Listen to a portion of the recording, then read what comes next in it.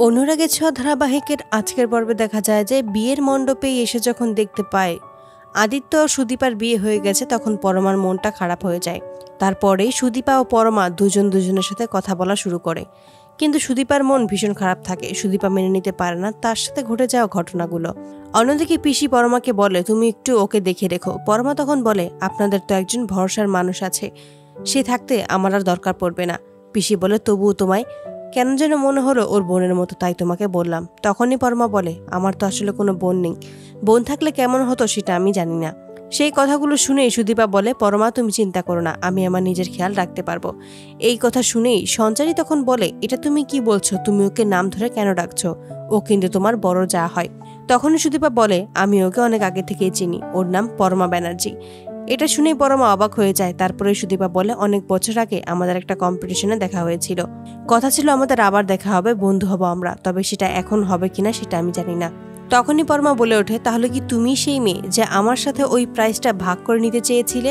সুদীপা হ্যাঁ জানালে দুজনের মধ্যে আলাদা রকমের একটা টান অনুভব করে। অপরদিকে সুদীপাকে আদিত্য বলে যে আমাদের এক্ষুনি বেরোতে হবে, তোমার কিছু দরকার পড়লে নিয়ে নাও। তখনই সুদীপা ভেতরে এসে নিজের বাবার ছবিটা বুকে জড়িয়ে ধরে কান্নায় ভেঙে পড়ে।